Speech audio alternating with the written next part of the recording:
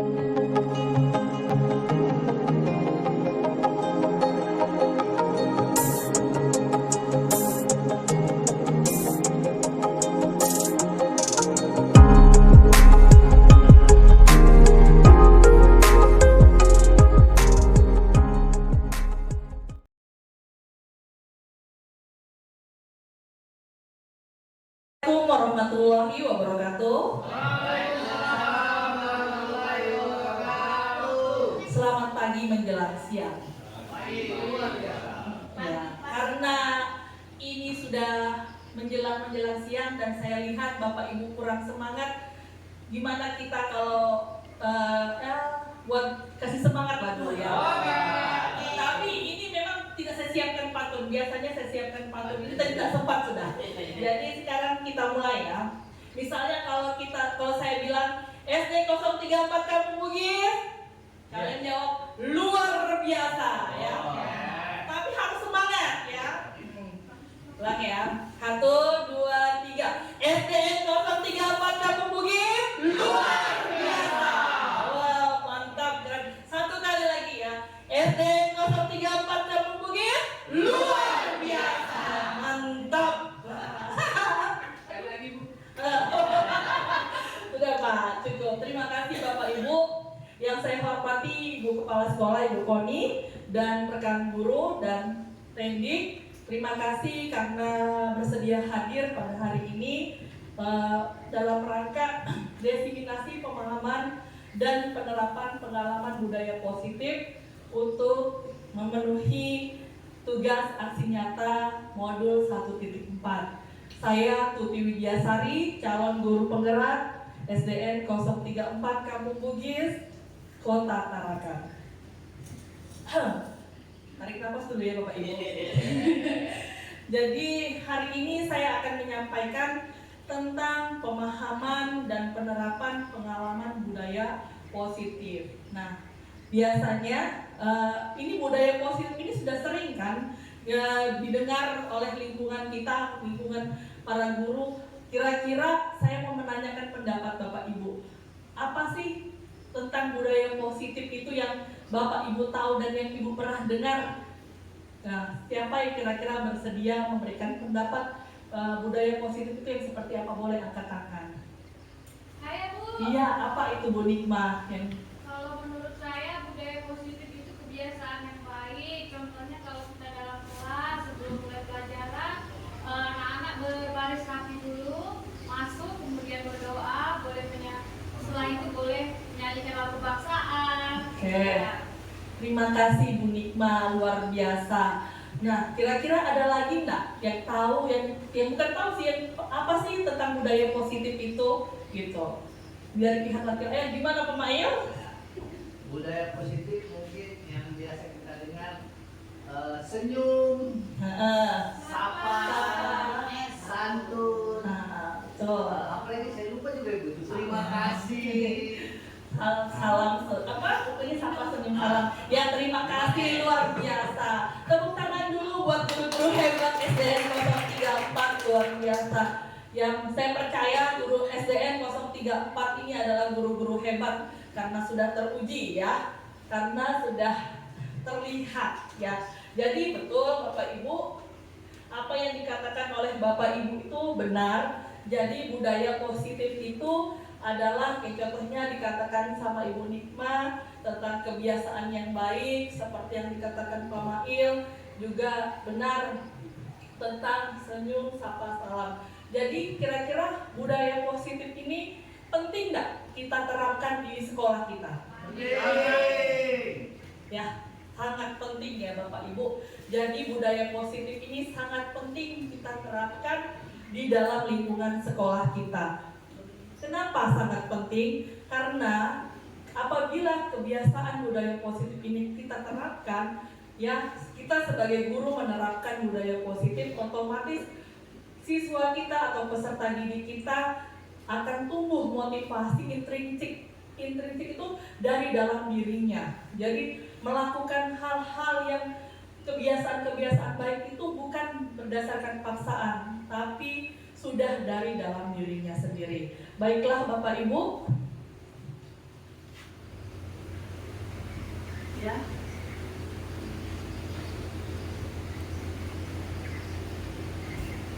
Nah, pada hari ini saya akan menyampaikan ya Bapak Ibu tentang konsep inti budaya positif. Ada beberapa hal yang ingin saya sampaikan. Yang pertama adalah perubahan paradigma belajar, dan yang kedua adalah tentang disiplin positif, dan yang ketiga adalah nilai-nilai kebajikan, dan yang keempat adalah kebutuhan dasar manusia, yang kelima adalah motivasi perilaku manusia, dan yang keenam adalah posisi kontrol guru, dan yang ketujuh adalah keyakinan kelas, dan yang terakhir adalah segitiga restitusi. Seperti itu Bapak Ibu. Sebentar.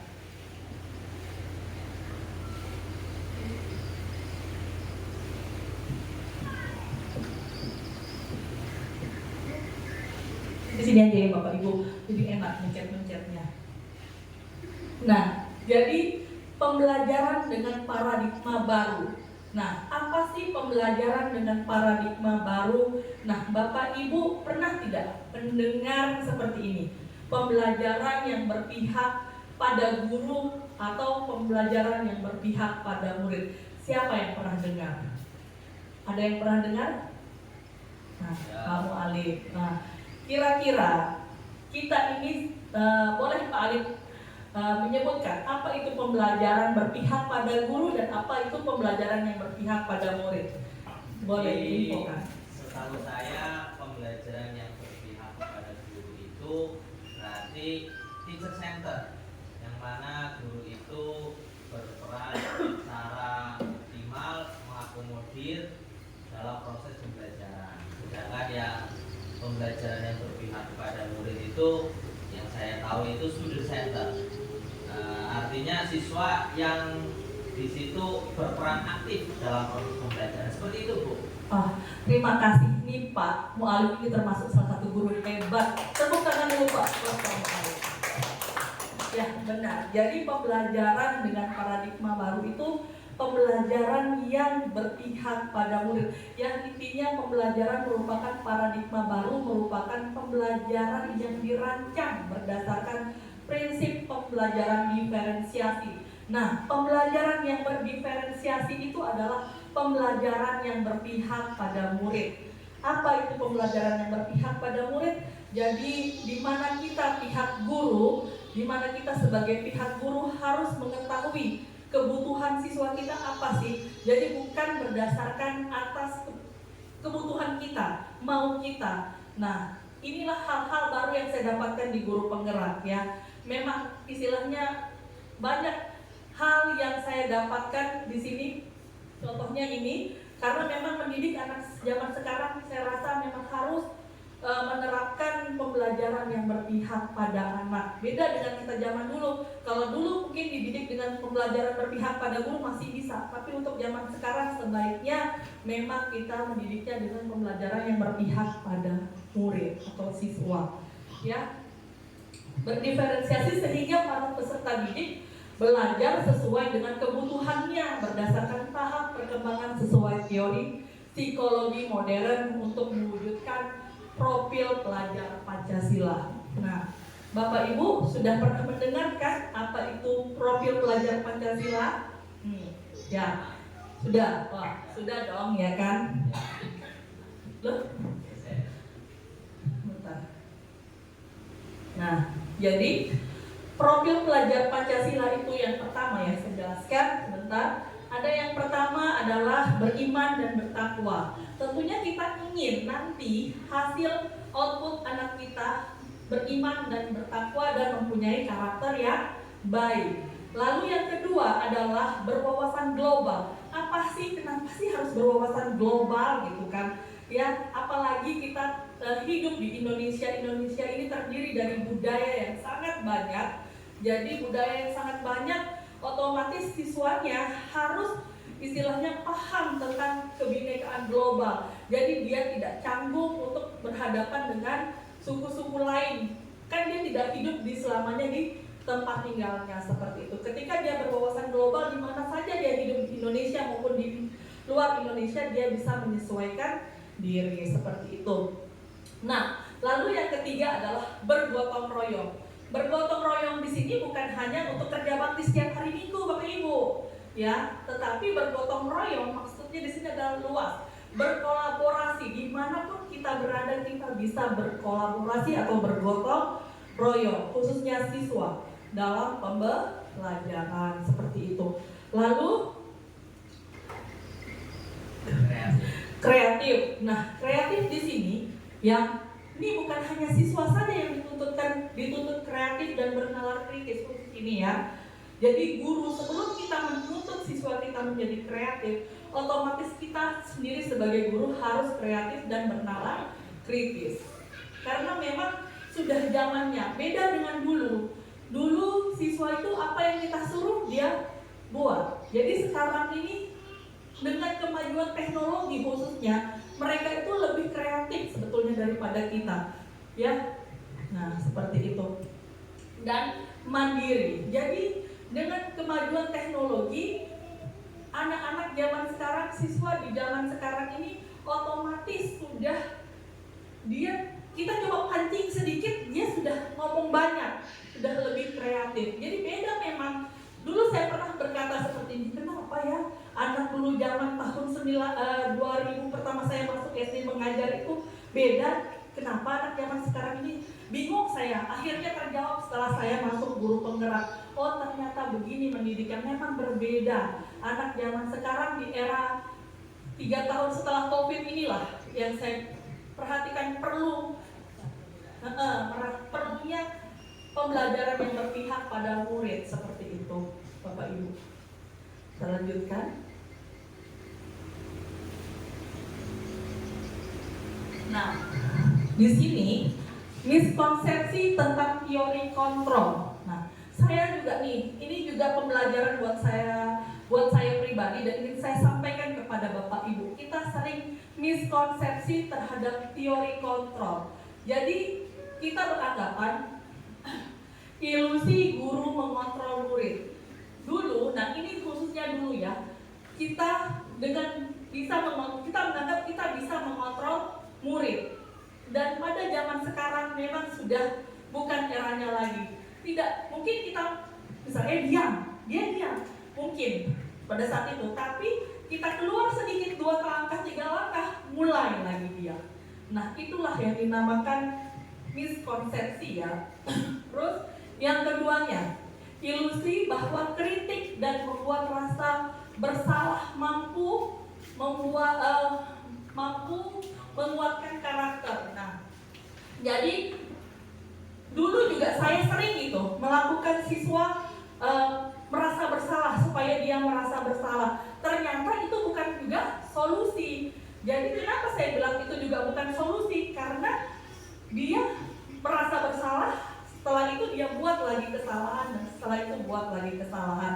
Serta yang ketiga adalah ilusi bahwa semua penguatan positif, efektif, dan bermanfaat itu juga tidak menjamin. Jadi seperti ini nah, bahasa kita ditarakan di pujung. Kalau tidak di pujung, nah dia capek kita memujung dia, mengangkat, dikasih, oh pintar kau, pintar, keren. Kalau tidak dikasih bilang pintar, tidak bilang keren, nah mulai lagi dia. Nah seperti itu. Jadi bahasanya kalau tidak dikasih bilang dipuji-puji, nah tidak dia berkelakuan baik. Jadi berkelakuan baik karena dia dipuji, karena dia dipujung. Capek juga guru memujungnya kan. Tidak lama telambung, habis itu tahan tak dia kan. Nah, kalau bahasa kita tahan tak. Nah ya. Terus ilusi bahwa orang dewasa berhak memaksa. Nah, kita ini kan guru ya, orang yang sudah dewasa. Apakah kita berhak memaksa? Saya rasa mungkin anak zaman dulu kalau kita paksa, ya geng kalau bahasanya Pak Alif. Tapi zaman sekarang kalau paksa anak, makin jadi ya, seperti itu.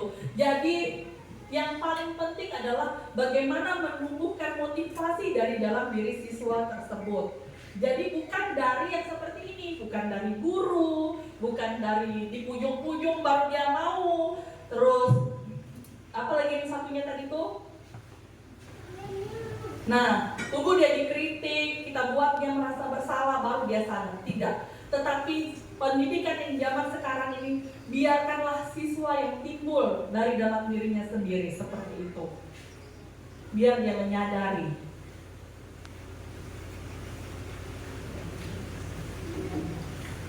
Panjang kisahnya Bapak Ibu ya. Lalu, nah ini di sini ada mengubah paradigma stimulus respon ke pendekatan teori kontrol. Nah di sini ada bakatnya, ada dua. Yang pertama ada stimulus respon, yang kedua ada teori kontrol. Nah inilah Bapak Ibu, saya bilang pendidikan yang saya bilang tadi, siswaku zaman yang tahun sebelum COVID masih bisa aku didik dengan stimulus respon. Tapi setelah itu ternyata memang perlunya teori kontrol untuk kita. Jadi kalau kita dulu ya stimulus kontrol, kita menganggap kebutuhan siswa itu sama. Ya, tapi ternyata dengan teori kontrol kebutuhan siswa itu jelas berbeda. Jadi 28 siswa itu berbeda kebutuhannya. Nah, dulu saya menyamaratakan. Dulu saya tipe dulu seperti itu. Terus melihat semua orang sama. Nah, tentunya dengan seperti yang di nomor 1, kalau kebutuhannya beda, maka gambarannya pun masing-masing orang berbeda. Nah, itulah yang saya katakan. Terus kita mencoba mengubah orang agar berpandangan sama dengan kita. Nah, itu saya pribadi tuh. Saya mau orang lain berpandangan sama dengan saya. Ya, bukan begitu Pak Bahrul ya? Ya.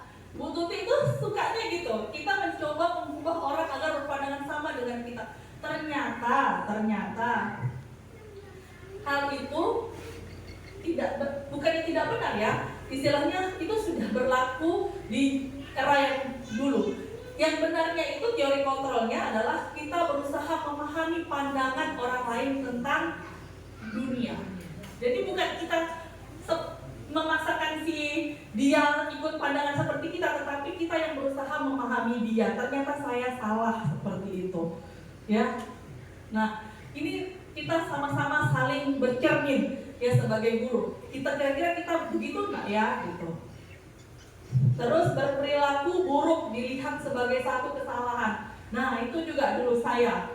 Setelah saya ikut guru penggerak ini, saya tahu ternyata ada teori kontrolnya. Semua perilaku memiliki tujuan. Dulu, kalau siswa itu terlambat, saya langsung hukum. Ya, ternyata itu tidak baik. Ada hal-hal langkah-langkah yang harus kita lakukan, kita tanya dulu. Nah, kalau kita dulu hantam rata, nggak peduli kita, nggak mau tahu kita alasannya. Nah, sekarang itu tidak boleh ya Bapak Ibu. Nah, mati lagi dia. Tuh. Nah. Terus orang lain bisa mengontrol saya dulu. Terus yang benarnya yaitu teori kontrolnya hanya Anda yang bisa mengontrol diri Anda. Jadi yang bisa mengontrol diri kita adalah diri kita sendiri, bukan dari orang lain. Jadi menyadari kalau kita salah itu dari diri sendiri. Kalau masih disadarkan sama orang lain, berarti belum sadar dia, masih kerasukan ya. Nah, terus pemaksaan ada pada saat bujukan gagal. Nah, ini kalau kau tidak apa, ayo kau. Nah, itu saya dulu seperti itu. Nah, ternyata yang benar adalah berkolaborasi dan konsensus menciptakan pilihan-pilihan baru. Jadi mencari solusi, bukan memaksakan kehendak saya. Terus mode berpikir benar salah. Nah, ketika saya menghukum siswa saya ya, saya menganggap diri saya benar, siswa saya salah. Itu saya dan zaman dahulu, padahal sebetulnya teori kontrolnya adalah mode berpikir menang-menang. Kayak win-win solution kan namanya dia dulu. Nah, jadi bukan bu guru yang benar, siswa yang salah, tetapi kita di sini sama-sama duduk bukan mencari benar dan salah, tetapi mencari solusi seperti itu ya. Jadi bukan mencari kau salah, tidak. Tapi ayo kita di sini duduk bersama-sama, kita pecahkan solusinya ya. Seperti itu Bapak Ibu. Keren kan? ilmunya? Luar biasa. SD 034 kamu mungkin luar biasa. Nah, baik. Nah, di sini disiplin positif. Nah, apa sih Bu Tuti lagi istilah disiplin positif itu? Yang aku tahu hanya disiplin aja Bu Tuti, nggak pakai positif, nggak pakai negatif. Kalau dia positif hamil lah ya kan sudah ya. Tidak seperti itu ya Bapak Ibu. Nah, jadi disiplin di sini berasal kata dari kata disiplinnya, bahasanya artinya belajar, yang mana kita terus belajar sebagai manusia. Tidak ada manusia yang langsung jos, yang hebat, tetapi semua melalui proses seperti itu ya. Nah, belajar disiplin mengacu pada disiplin diri terhadap apa yang dilakukannya berdasarkan nilai-nilai yang diyakini. Nah, seperti itu. Jadi Bapak Ibu, sebenarnya semakin kita sering melakukan disiplin diri terhadap diri kita, maka akan timbullah yang namanya disiplin positif. Jadi nih ya, kita nih biasa, telat aku, potonglah TPP ku, kita guru-guru nih kan. Nah ternyata itu berarti dia takut datang terlambat karena takut dipotong TPP. Itu belum dari dirinya sendiri, itu masih dari ada unsur ekstrinsik atau luar ya. Yang benar adalah takut masuk terlambat karena memang itu tidak baik seperti itu. Nah, terus disiplin positif merupakan salah satu cara penerapan disiplin yang bertujuan untuk menumbuhkan kesadaran serta memberdayakan peserta didik tanpa disalahkan atau penghargaan mendapat reward, ancaman atau hukuman. Nah, seperti ini yang saya bilang. Siswa yang datang jam 7 pagi atau sebelum 7.15, apakah kita berani menjamin dia siswa yang disiplin? Belum tentu. Nah, betul. Hebat Oma ya. Jadi belum tentu siswa tersebut disiplin. Artinya bukan disiplin. Memang dia datang sebelum 7.15, tapi belum tentu itu berasal dari dirinya sendiri. Bisa jadi karena dia takut dimarahi gurunya. Jadi yang benar itu adalah datang sebelum 7.15 itu karena ketika datang terlambat itu tidak baik. Seperti itu Bapak Ibu. Jadi intinya ya, sebagai pendidik tujuan kita adalah menciptakan peserta didik yang memiliki disiplin diri sehingga mereka berperilaku mengacu kepada nilai-nilai kebajikan universal dan memiliki motivasi intrinsik dalam perubahan perilaku ke arah yang lebih baik. Jadi timbullah dari dalam dirinya sendiri. Jadi intinya itu kita menumbuhkan kesadarannya seperti itu. Nah, di sini ada nilai-nilai kebajikan. Ya. Jadi nilai-nilai kebajikan yang disepakati bersama lepas dari suku, bangsa, agama, dan bahasa maupun latar belakang. Jadi inilah yang namanya nilai-nilai kebajikan yang terlepas dari suku, bangsa, latar belakang, dan bahasa. Ya, contoh nilai-nilai kebajikan institusi atau organisasi ya. Kita bisa ambil dalam profil pelajar Pancasila. Di sana banyak nilai kebajikan. Ada berapa tadi? Ada 6 nilai kebajikan yang terdapat di profil pelajar Pancasila. Jadi pentingnya kita menumbuhkan rasa itu kepada anak-anak kita. Bukan dari luar, tetapi dari dalam dirinya. Seperti itu. Ada beriman, bertakwa ya. Terus berakhlak mulia serta berpendidikan global, gotong royong, mandiri, kreatif, dan berwawasan global. Dan yang ibo primari itu ada toleransi, rasa hormat, seperti itu, dan keterampilan hidup. Nah, di keterampilan hidup ini nilai-nilai kebajikannya yaitu dapat dipercaya, terus lurus hati, pendengar yang aktif, dan tidak merendahkan orang lain. Seperti itu. Itu adalah contoh-contoh nilai kebajikan ya.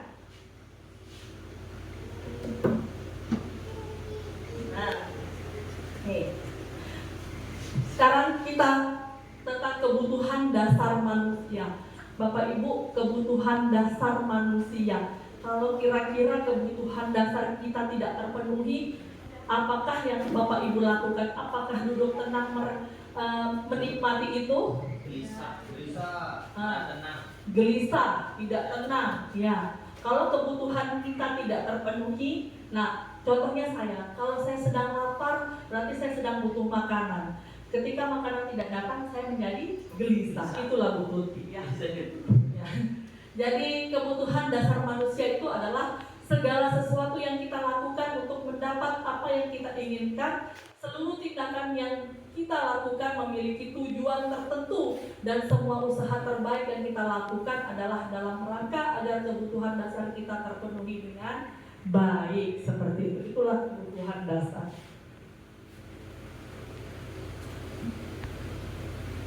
Nah, ini 5 contoh kebutuhan dasar manusia. Ada kebutuhan bertahan hidup. Ya, contohnya tadi yang saya contohkan, makanan, pakaian, tempat tinggal. Ketika kita tidak punya pakaian, nggak mungkin kan? ya itulah siswa kita. Nah, cinta dan kasih sayang. Nah, inilah yang biasa dibutuhkan oleh siswa-siswi kita, murid-murid kita. Nah, rasa diterima, dipedulikan, berbagi, kerjasama. Jadi kadang saya melihat ada ya, ini di kelas saya, coba Bapak Ibu nanti bercerita di kelas saya kira-kira ada tidak anak yang membutuhkan, yang kebutuhannya tidak terpenuhi. Nah, seperti itu. Dia itu ngotot kayak ingin di apa ya? Ternyata dia selalu apa-apa, saya bu, ingin saya memperhatikan dia. Ternyata saya telusuri memang dia tidak memenuhi kebutuhan ibu. Jadi ibunya sudah tidak ada, seperti itu. Jadi makanya makanya setelah saya belajar ini, kenapa ya anak ini begitu, saya panggil, saya tanya, ternyata memang ibunya sudah tidak ada. Jadi itulah makanya kenapa dia seperti itu. Terus kebebasan. Nah, mandiri, memiliki pilihan, mencoba hal baru, dan mampu mengendalikan arah dirinya. Nah, biasanya ini anak-anak yang kinestetis. Ya, saya juga baru menyadari, saya salah memang, saya mengakui saya salah. Ya, jadi anak ini memang biasanya suka bergerak, ya, suka bergerak. Dan saya waktu mengajar dia belum saya mendapatkan ilmu ini. Mungkin saat ini saya sudah dapat ilmu ini, mungkin saya tahu cara menanganinya.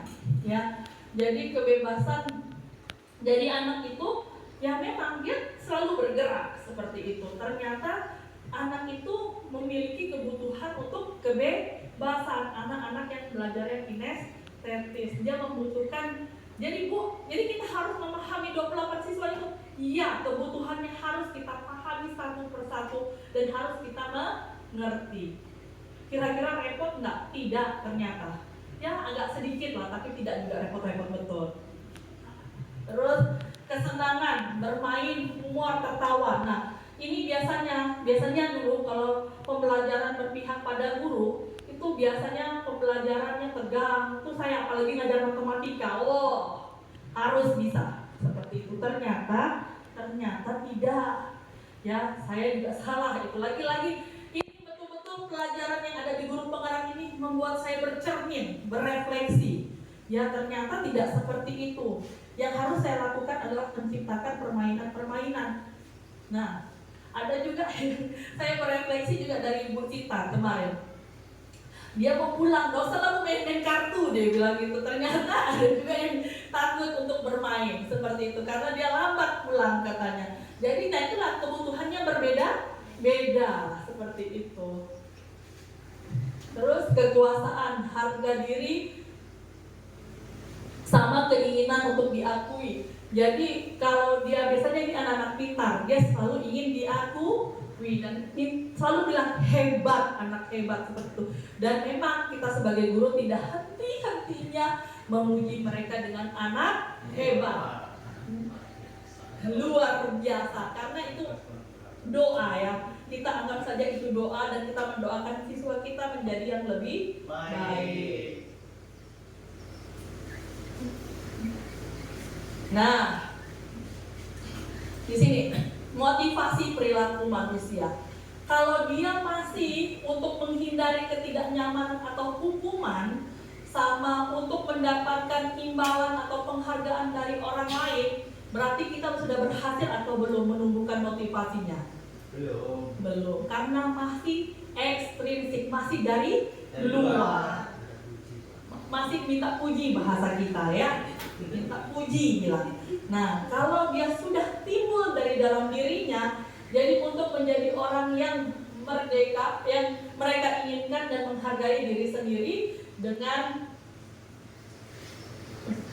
nilai-nilai yang mereka percaya. Nah, seperti itu. Jadi ketika dia tidak minta puji lagi, dia sudah memang timbul dari dirinya sendiri, itulah yang dikatakan kita sudah bisa menumbuhkan siswa itu motivasinya dari dirinya sendiri, bukan dari luar, seperti itu. Dan ini prosesnya Bapak Ibu panjang sekali, tentunya berproses.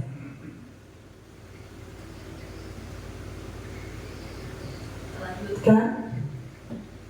Nah, di sini untuk motivasi perilaku manusia di sini ada hukuman, ada konsekuensi, ada restitusi. Dan bagi kita, bagi saya yang baru belajar ini, yaitu pengalaman terbaru adalah di restitusi. Kalau di hukuman mungkin tahu saya, karena kebiasaan dulu saya suka menghukum siswa, ya. Dan konsekuensi. Jadi hukuman ini seperti pokoknya siswa misalnya terlambat dan kita suruh bersihkan WC. Nah, itu adalah sifatnya hukuman. Itu kira-kira menyenangkan atau tidak buat siswa? Nah, ternyata itu tidak menyenangkan buat siswa, ya, tidak nyaman. Terus tersakiti tidak dia? Tersakiti. Dan kalau siswanya gini, jadi sistem hukuman ini tidak akan berhasil ketika siswa itu sudah merasa hukuman itu menjadi hal yang biasa. Nah, Allah paling suruh siram WC, biasa, sudah begitu sepertinya. Jadi hukuman itu ternyata juga bukan solusi untuk menyadarkan anak itu menjadi lebih baik. Apalagi yang sudah biasa dipukul oleh bapak ibunya, paling aku dipukul pakai sapu. Jadi dipukul pakai sapu itu biasa bagi dia, padahal itu tidak benar, ya. Dan akhirnya apa? Dia trauma dan dendam. Nah, seperti itu. Nah, yang kedua adalah konsekuensi. Saya sering di kelas ini melakukan konsekuensi. Tidak, misalnya seperti ini, sesuatu harus terjadi. Jadi ada peraturannya. Jadi kalau dulu saya seperti ini, jadi mohon bersama dengan restitusi. Jadi ketika kau tidak mengerjakan PR, kau tahu kan efeknya apa buat dirimu. Misalnya, tetap ujung-ujungnya kembali ke hukuman, ya, seperti itu. Kayak poin seperti itu. Kalau jika terlambat poinnya sekian, akhirnya sekian. Nah, seperti itu. Akhirnya dapat hukuman. Konsekuensi ini ujung-ujungnya juga hukuman. Nah, di restitusi inilah hal baru ternyata. Hal baru buat saya, ya, buat kita semua. Jadi di restitusi ini merupakan pilihan. Jadi bukan mencari siapa yang salah, apa hukumannya. Dulu kita mencari apa hukumannya anak ini. Begitu kita kan, diapakan anak ini.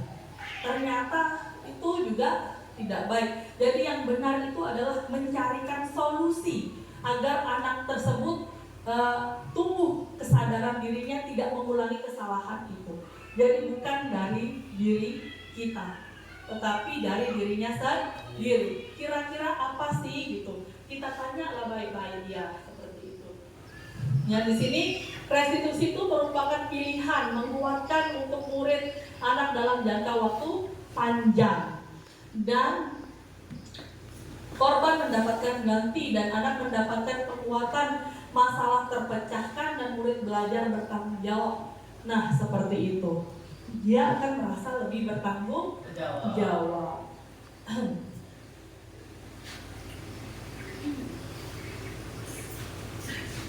Nah, di sini ada 5 posisi kontrol seorang guru. Nah, ini ya, ada 5 posisi kontrol kontrol guru ya. Ada sebagai penghukum. Nah, ini saya sebagai penghukum. Seorang penghukum bisa menggunakan hukuman fisik maupun verbal. Nah, ada sebagai pembuat orang merasa bersalah. Nah, pada posisi ini biasanya guru akan bersuara lebih lembut. Ini seperti ini. Kau ingat, jangan kau begitu. Nanti kesian bapakmu. Ujung-ujung anak yang lembut hatinya keluar air matanya tuh. Biar suara kita anak meninggi. Bapakmu sia kerja di parkiran sana. Nah, itu kan kita menumbuhkan rasa bersalah. Capeknya mama Nina. Kalau saya tuh sering kalau untuk anak saya, capek mama nih kerja baru kau begitu siang, mama nih cari uang. Ternyata itu tidak betul ya Pak Ibu. Nah itu, tapi termasuk posisi kontrol. Terus sebagai teman, nah ini belakangan ini. Teman, guru pada posisi ini tidak akan menyakiti murid, namun akan tetap berupaya mengontrol murid melalui persuasi. Nah, di sini tapi ada kekurangan sebagai teman. Apa kurangnya? Dia tidak bisa, misalnya sama Pak Mail, karena Pak Mail biasa memperlakukan siswanya sebagai teman. Tetapi ketika dia berhadapan dengan Pak Marfi, kembali dia sebagai musuh. Nah, seperti itu. Itu misal, karena dia menganggap Pak Marfi bukan temannya. Dia hanya berbuat baik kepada yang merupakan temannya, dia menganggap temannya. Itulah jeleknya sebagai teman. Jadi tidak merata. Oh, Bu Tuti, Bu Tuti itu bukan temanku, dia tuh suka menghina, bilangnya gitu. Nah, suka menghukum. Nah, seperti itu. Nah, kalau sama Pak Mu'alim, senang dia karena sering istilahnya mengerti kebutuhannya. Tapi itu juga tidak baik ya, karena tidak rata dia. Terus sebagai monitoring atau pemantau berarti mengawasi. Capek juga kita mengawasi ya. Lepas kita mengawasi dia kembali lagi dia ribut. Bukan dari dirinya sendiri, tapi kalau dari dirinya sendiri tanpa kita awasi dia akan tahu di mana dia berada. Itulah yang dinamakan manajer.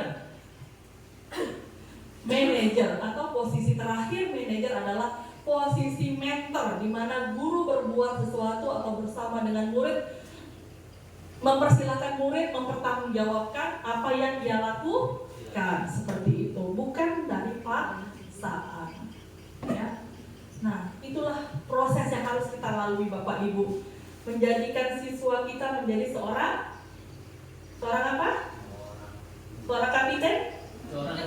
Seorang manajer. Nah, nih biasa kita gunakan contoh 5 posisi kontrol. Kalau penghukum, tahu nggak pakai lengkap pakaianmu, hormat bendera selama 1 jam. Itu adalah penghukum.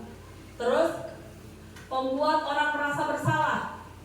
Nah, tadi saya bilang, berapa kali sudah aku sampaikan, kecewa aku sama kau. Nah, seperti itu, ujung-ujung netes air matanya tadi siswa tadi.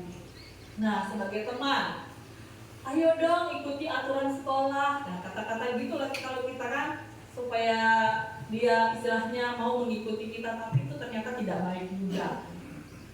Nah, terus ya sudah sekali ini ya Bapak maafkan, tapi lain kali tidak. Itu sama saja tidak boleh seperti itu. Nah, kalau pemantau, kamu sudah melanggar peraturan sekolah, kamu tahu konsekuensinya? Nah, seperti itu ya. Kamu tahu siapa saya? Seperti itu. Ya, itu sebagai pemantau. Lalu yaitu manajer ya. Apa kamu tahu kesalahan kamu? Nah, seperti itu kalau manajer. Dengarkan saya kan. Apa kamu tahu kesalahan kamu? Kira-kira bagaimana kamu memperbaikinya? Gimana solusinya Nina gitu? Kira-kira kamu diapakan gitu, seperti itu ya. Kita gunakan contoh 5 posisi kontrol. Kalau penghukum, tahu nggak pakai lengkap pakaianmu, hormat bendera selama 1 jam. Itu adalah penghukum. Terus membuat orang merasa bersalah. Nah, tadi saya bilang, berapa kali sudah aku sampaikan, kecewa aku sama kau. Nah, seperti itu, ujung-ujung netes air matanya tadi siswa tadi. Nah, sebagai teman, ayo dong ikuti aturan sekolah. Nah, kata-kata gitu lah kalau kita kan, supaya dia istilahnya mau mengikuti kita, tapi itu ternyata tidak baik juga. Nah, terus ya sudah sekali ini ya Bapak maafkan, tapi lain kali tidak. Itu sama saja tidak boleh seperti itu. Nah, kalau pemantau, kamu sudah melanggar peraturan sekolah, kamu tahu konsekuensinya? Nah, seperti itu ya. Kamu tahu siapa saya? Seperti itu. Yang itu sebagai pemantau. Lalu yaitu manajer ya. Apa kamu tahu kesalahan kamu? Nah, seperti itu kalau manajer. Dengarkan saya kan. Apa kamu tahu kesalahan kamu? Kira-kira bagaimana kamu memperbaikinya? Gimana solusinya Nina gitu? Kira-kira kamu diapakan gitu, seperti itu ya. Doakan kepada orang tuanya. Nah, lihat ini. Kamu tidak pernah benar melakukannya. Itu adalah kalimat penghukum. Nah, saya kecewa sekali dengan kamu. Itu pembuat merasa bersalah. Terus habis itu, ayo lakukan demi Bapak Ibu ini sebagai teman. Ini ya. Terus kamu tidak pernah mendapatkan nilai jika tidak mengerjakan tugas. Ini pemantau ya. Lalu yang terakhir, nah, apa rencanamu menyelesaikan permasalahan ini? Itulah sebagai manajer. Kita mengarahkan, bukan untuk menentukan, tetapi mengarahkan. Ya, keyakinan kelas ini mengapa lagi bahasanya keyakinan kelas? Dulu peraturan kelas, sekarang keyakinan kelas ya. Kenapa kira-kira Bapak Ibu? Ada yang tahu kenapa? Hah? Kenapa tidak peraturan kelas? Kenapa yuk? Ada yang tahu? Nah,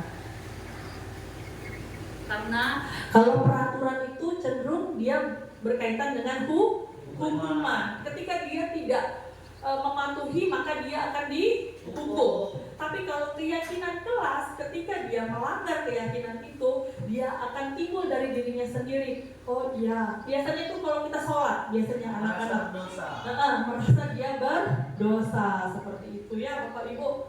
Nah itulah, jadi dia sudah meyakini kalau aku tidak sholat, maka aku akan berdosa. Jadi seperti itu. Nah, pembentukan keyakinan kelas ya bersifat abstrak, merupakan pernyataan universal dan dibuat dalam pernyataan positif. Seperti itu. Ini keyakinan kelas yang sudah kami buat di kelas kami, itu ya gambarnya. Nah, ini di segitiga restitusi, suatu proses dialog yang dijalankan oleh guru agar dapat menghasilkan murid yang mandiri dan bertanggung jawab. Inilah intinya di segitiga restitusi. Di segitiga restitusi itu kenapa sih namanya segitiga restitusi? Karena ada tiga langkah. Yang pertama adalah menstabilkan identitas. Jadi kalau kita nanti menghukum siswa ada yang berkelahi, caranya bukan kau ya berkelahi ya, itu tidak boleh seperti itu. Nanti bersihkan WC atau apa, itu kita dulu. Sekarang kita caranya seperti ini, menggunakan segitiga restitusi. Langkah pertama adalah menstabilkan identitas. Berdasarkan prinsip membuat kesalahan adalah bagian dari proses pembelajaran. Cara menstabilkan identitas, ya Bapak Ibu, misalnya dia berkelahi. Nah, tuh kata-katanya. Berbuat salah itu wajar, nah. Semua orang pernah berbuat kesalahan. Itu kita stabilkan dulu identitasnya. Nah, tidak ada manusia bana yang sempurna, tahu Ibu, gitu, seperti itu. Terus Bapak Ibu juga pernah, tidak ada bana manusia yang sempurna. Bapak Ibu juga pernah melakukan seperti itu. Nah, seperti itu ya Bapak Ibu, kita stabilkan dulu identitasnya agar posisinya sama dengan kita. Anggaplah kita pernah melakukan kesalahan tersebut. Nah, seperti itu. Nah, yang terus di sini ya, lupa. Bapak Ibu tidak mau mencari tahu siapa yang salah dan siapa yang benar. Di sini Bapak Ibu guru mau mencari solusi seperti itu. Lalu yang kedua adalah tindakan validasi tindakan yang salah. Nah, setelah kita stabilkan identitas siswa kita tadi yang berkelahi tadi itu, yang berbuat masalah tadi itu, nah sudah kita stabilkan, dia sudah merasa stabil, baru kita validasi tindakan yang salah. Jadi begini kata-katanya, kamu pasti mempunyai alasan kenapa kau berkelahi nak. Nah, punya alasan kenapa dia berkelahi, kenapa dia datang terlambat. Terus padahal kamu bisa melakukan hal yang lebih buruk dari ini. Dan kamu patut bangga karena kamu telah melindungi sesuatu yang penting buatmu. Seperti itu. Dan nah ini yang terakhir, langkah terakhir. Nah, bukan memberikan hukuman ternyata atau memberikan ya hukuman bukan, tetapi kira-kira apa keyakinan kelas kita, apa keyakinan kelas yang sudah kita sepakati. Nah, nilai-nilai apa yang telah kita sepakati bersama? Menurut kamu seperti apa gambaran kelas yang ideal? Nah, kira-kira kelakuan yang seperti ideal itu yang seperti apa? Terus kamu ingin menjadi orang yang seperti apa? Jadi seperti itu. Nah, ini adalah contoh penerapan itu.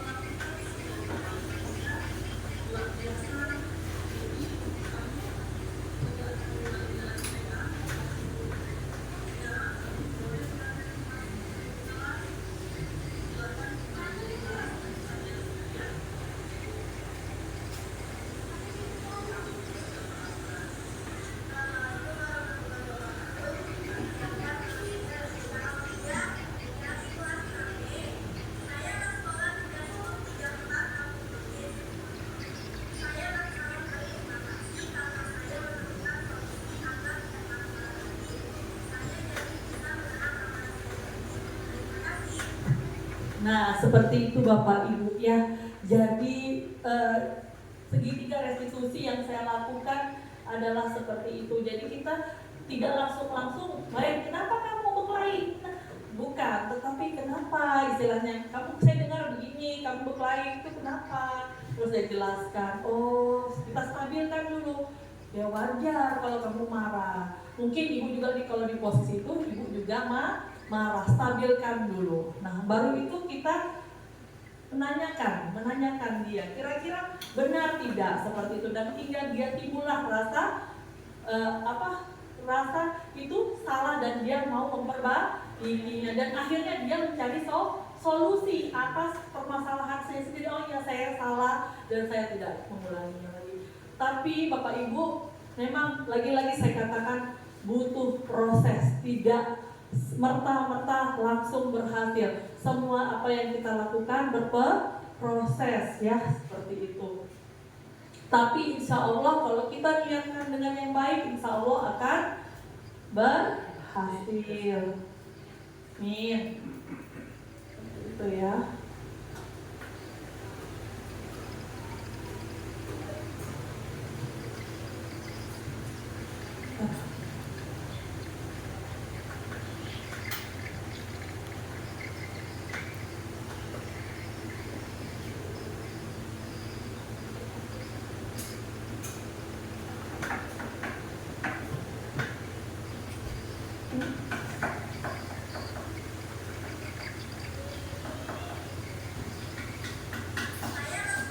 Nah, bentar ya.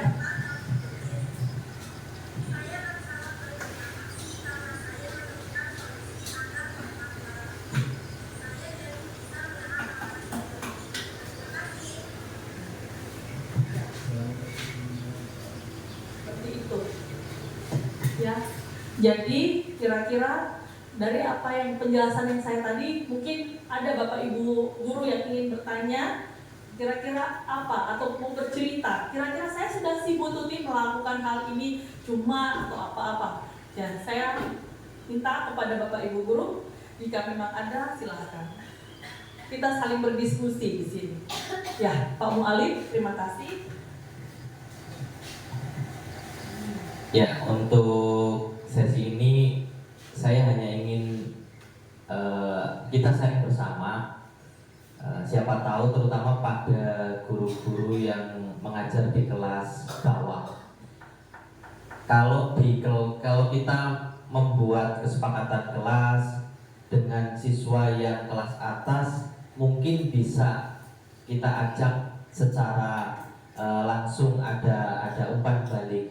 Namun tentu akan sedikit berbeda ketika yang diajar itu adalah anak-anak yang notabene masih kelas bawah, terutama di kelas 1 seperti itu. Mungkin bisa berbagi share, trik atau apa pada saya pribadi, terutama di guru-guru yang kelas 1 atau yang lain, bagaimana caranya untuk bisa membuat kesepakatan kelas itu, terutama di kelas-kelas yang bawah, kelas 1, kelas 2 seperti itu. Mungkin itu aja, Ibu.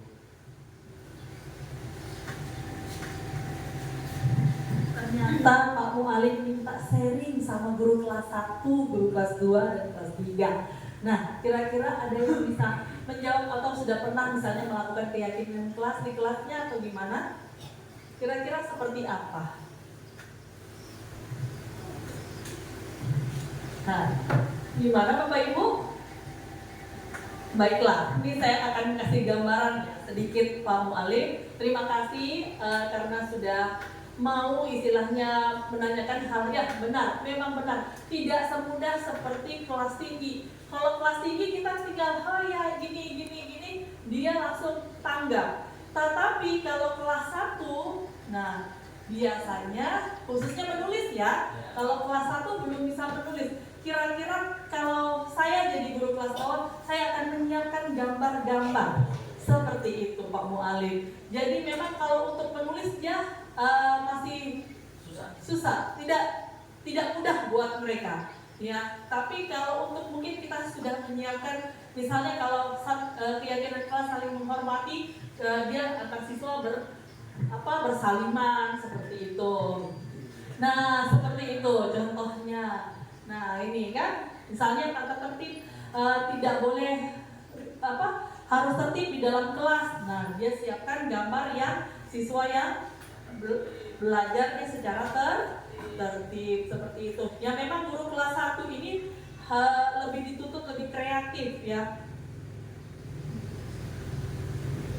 Beda dengan guru kelas tinggi ya. Kalau kelas tinggi langsung tinggal buat kasih infonya bagaimana cara buat keyakinan kelas, otomatis dia dengan sendirinya akan terbentuklah keyakinan kelas tersebut dan mereka pun akan paham dengan nilai-nilai yang mereka bentuk dan sepakati. Nah, ini jadi kira-kira dari yang lain ada lagi pertanyaan sebelum saya tutup? Ayo. Ada? Bu Koni? Nggak ada Bu Koni. Kayaknya sudah mengantuk. Ayo sebelum kita tutup kita semangat dulu. Oke. Ya. Apa itu tepuk semangat ya gitu ya? Ini saya kasih contoh versinya Pak Mualif ya. Tepuk semangat. Nah, satu, ya kompak ya. 1, 2, 3. Tepuk semangat. Semangat.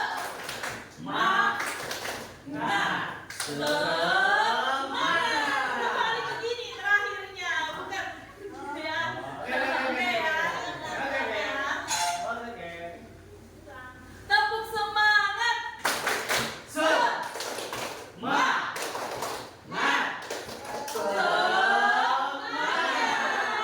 Oke, terima kasih luar biasa.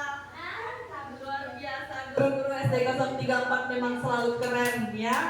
Nah, ya sebelum kita tutup, ada yang hal-hal yang yang ingin saya sampaikan tentang segitiga restitusi. Jadi pentingnya memang kita sebagai guru istilahnya mau melaksanakan perubahan. Tetapi kalau kita memang masih menganut aku masih seperti yang dulu, agak tidak mudah itu. Tetaplah seperti itu. Tetapi kalau dia bilang aku adalah tim guru yang ingin perubahan. Luar biasa sekali. Masuk hati. Tes. Mas, waktunya habis. Pas banget. Seperti itu. Jadi memang perlunya dan bukan hanya siswa saja yang menyadari kalau dirinya perlu berubah, tetapi seorang guru juga harus meyakini, punya keyakinan kalau kita bisa berubah menjadi yang lebih baik. Intinya tujuan kita adalah siswa kita menjadi siswa yang lebih baik, ya seperti itu Bapak Ibu.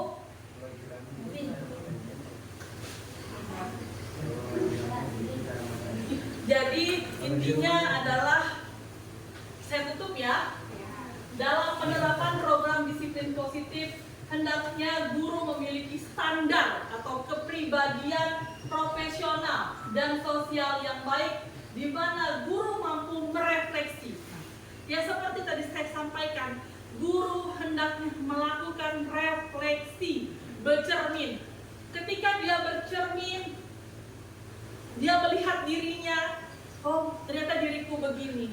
Tapi dia menolak, misalnya ya, ternyata aku ada keriputnya, enggak, aku masih muda. Misalnya seperti itu.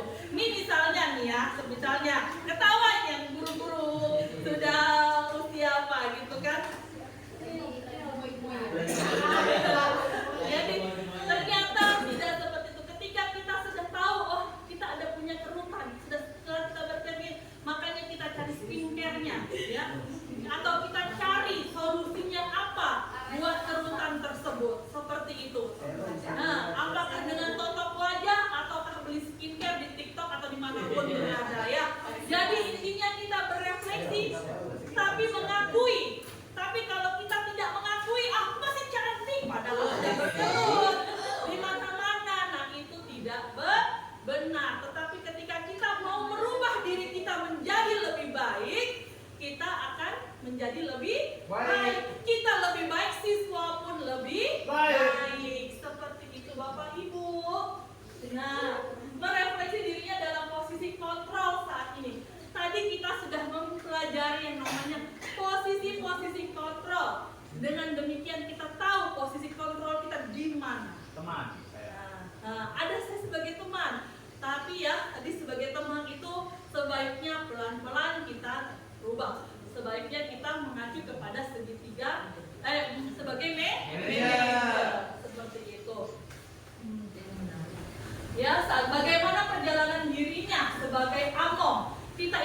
sebagai among atau sebagai manajer seperti yang dikatakan Bapak Ki Hajar Dewantara. Kita guru ini menghamba kepada siswa. Menghamba bukan berarti menuruti apa yang siswa mau, tetapi mengarahkan sebagai manajer ke arah mana dia. Ingat sosok Gitu. Seperti itu ya Bapak Ibu, yang menuntun murid-muridnya menjadi insan yang mandiri, merdeka, dan bertanggung jawab. SD 034 Kampung Bugis. luar biasa. Tepuk tangan buat kita semua. Ibu Guru, tadi saya sudah menyampaikan tentang budaya positif. Ya, semoga apa yang saya sampaikan bisa bermanfaat bagi kita semua dan dapat menjadikan kita menjadi pribadi yang lebih baik, menjadi guru yang bisa berefleksi ya. Insya Allah. Ya, guru yang berefleksi setiap harinya, ya. Artinya setelah berefleksi kita cari solusinya. Bukan selesai berefleksi sudah sampai di situ, tidak Bapak Ibu guru. Ya, seperti itu. Ya. Saya juga mengucapkan terima kasih kepada Bapak Ibu guru beserta Ibu kepala sekolah karena sangat mendukung tentang penugasan aksi nyata ini. Semoga kita selalu diberikan kesehatan. Saya pribadi mengucapkan mohon maaf jika saya ada salah. Wassalamualaikum warahmatullahi wabarakatuh.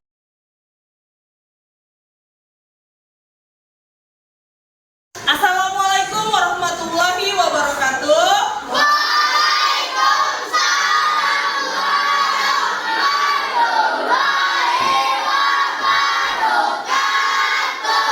Selamat pagi semuanya. Aduh, semangat banget ya hari ini karena hari ini adalah hari pertama kalian datang ke sekolah. Nah, hari ini karena kalian pertama kali datang ke sekolah, Bu Guru mau tanya, senang tidak datang ke sekolah? Senang. Kalau senang, luar biasa. Ya, nah, hari ini karena hari pertama kali kita datang ke sekolah, Bu Guru mau kita satu kelas membuat yang namanya keyakinan kelas. Kalian tahu apa itu keyakinan kelas? Tidak. Keyakinan kelas itu, baiklah ya, Bu Guru akan memberitahu keyakinan kelas itu adalah hampir sama dengan yang namanya peraturan yang ada di sekolah atau tata tertib yang ada di sekolah. Cuma di kelas kita namanya dengan yang namanya keyakinan. Bu Tuti, kenapa sih namanya keyakinan? Nah, karena sesuatu peraturan apabila kita yakini, kita akan merasa lebih bertanggung jawab atas nilai-nilai yang sudah kita buat atau atas keyakinan kelas yang kita sudah buat. Kita menjadi lebih bertanggung jawab. Nah, Bu Guru, apakah keyakinan kelas itu boleh menggunakan kata-kata negatif? Jawabannya tidak. Keyakinan kelas itu harus digunakan menggunakan kalimat-kalimat positif. Harus menggunakan kalimat-kalimat positif. Nah, jadi kalimat-kalimat positifnya seperti apa aja? Seperti apa? Ya kalian, bolehkah kalau jangan buang sampah sembarangan? Boleh tidak seperti itu? Boleh tidak? Jangan buang sampah sembarangan. Itu tidak boleh. Sesuatu peraturan atau keyakinan kelas tidak boleh menggunakan kata jangan. Jangan itu adalah kalimat negatif, ya.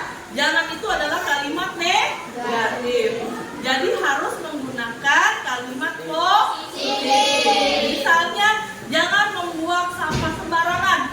Kalimat positifnya adalah jaga kebersihan kelas.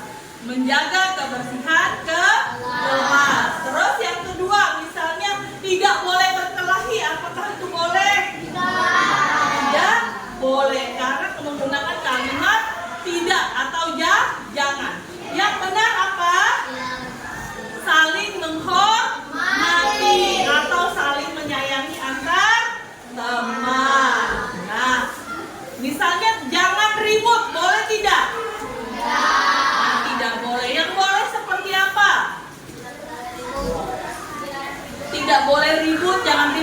tidak boleh, ya. Nah, jadi tidak boleh menggunakan kata-kata negatif. Jadi buat apa? Kelas tertib. Membuat kelas menjadi tertib. Nah, itu kata-katanya kelas tertib. Di dalam kelas tertib atau tertib di dalam kelas. Terus tidak boleh menyontek, boleh tidak? Yang boleh apa? Jujur. Ya, menyontek itu bukan kalimat jujur. Jadi jujur dalam melaksanakan atau dalam menjawab pertanyaan. Oke. Sudah paham sampai sini? Nah, kalau sudah paham, Bu Guru akan bagikan yang namanya post-it kepada kalian. Nanti tolong diisi ya kalimat-kalimat positifnya. Ya, oke.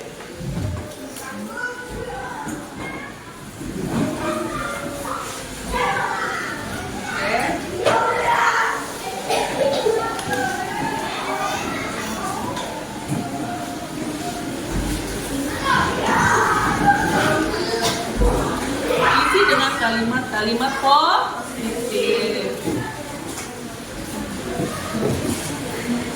Oke.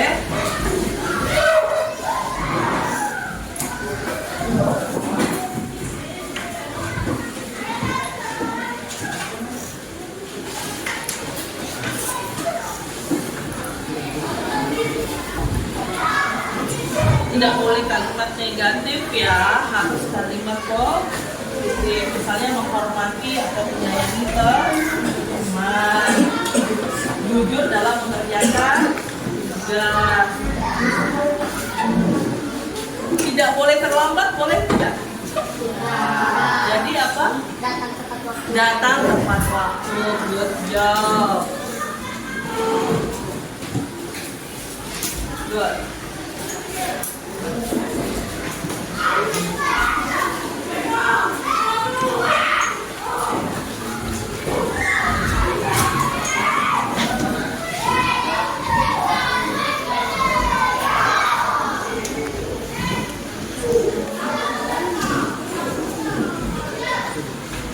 Silakan, kalau sudah silakan ditempelkan ke sini ya. Misalnya tadi apa? Datang tepat waktu, terus saling menghormati antar teman, tidak boleh apa jujur dalam mengerjakan. Ayo, ikut. Satu orang siswa hanya satu, tidak boleh dua. Mewakili.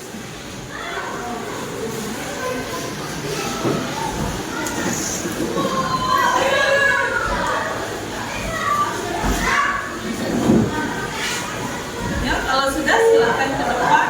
Kayak Sahil tadi katakan datang tepat waktu, silakan tempel.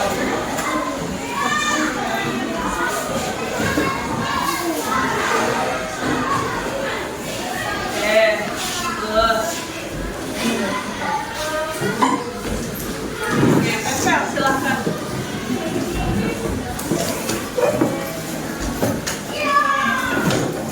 Maju dikit.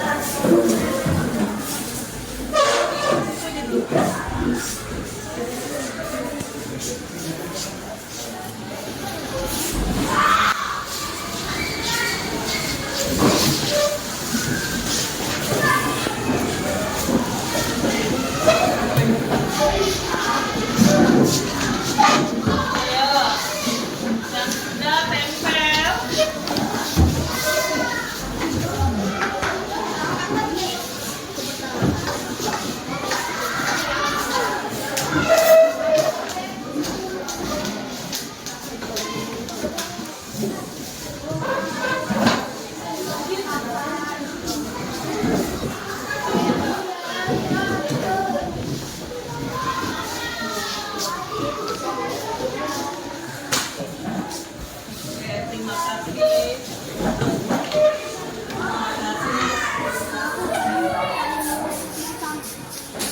Gimana, sudah semuanya? Sudah. Ayo saya tunggu.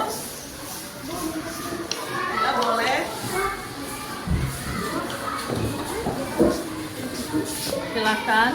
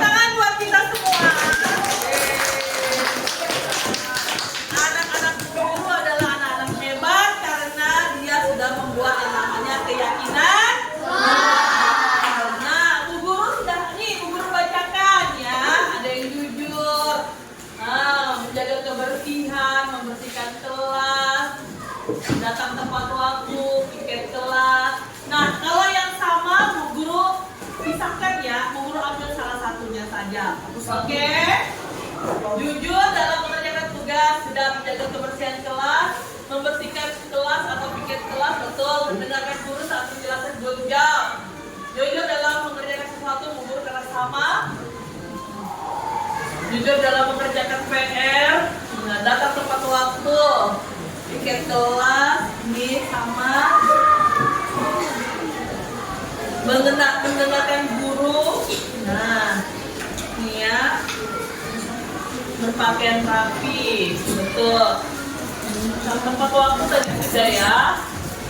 Nah, menghargai Bapak Ibu guru, betul. Menjaga kebersihan. Nah, tidak boleh. Ya, seperti itu, betul. Nah, ini adalah keyakinan kelas yang sudah kita buat bersama dan kita sepakati. Coba. Ini ya, ini adalah keyakinan kelas yang sudah kita buat dan sepakati. Jadi harus kita apa? Ya, yakini dan laksanakan. Sepakat? Nah, kalau begitu, sekarang karena kita sudah bersepakati keyakinan kelas yang kita buat, kita akan di sini menandatangani bersama-sama di karton ini ya. Di karton ini, Bu Guru akan meminta tanda tangan kalian maju satu-satu untuk tanda tangan. Oke, baik. Saya Bu Guru panggil ya satu-satu ya.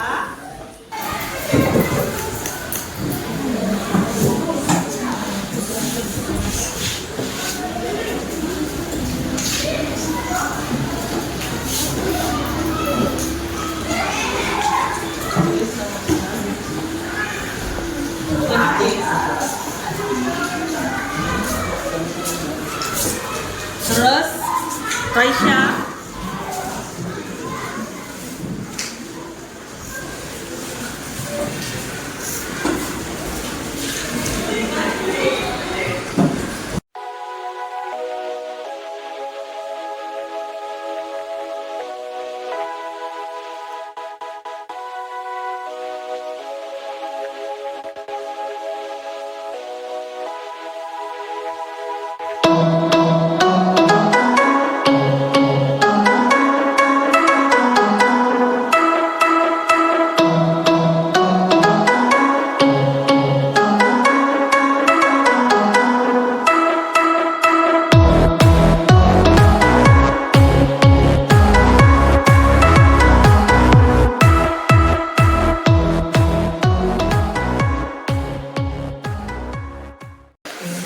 nah, ya sudah.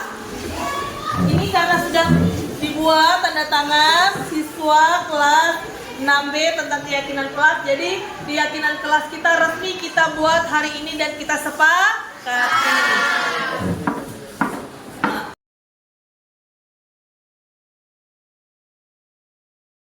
Nama saya Christian dari kelas 6B. Halo, nama saya Raisya dari kelas 6B. 3. Halo, nama saya Sahil, saya dari kelas 6B. Senang dan sangat seru. Menyenangkan dan membuat kita lebih bertanggung jawab. Sangat seru dan keren sekali.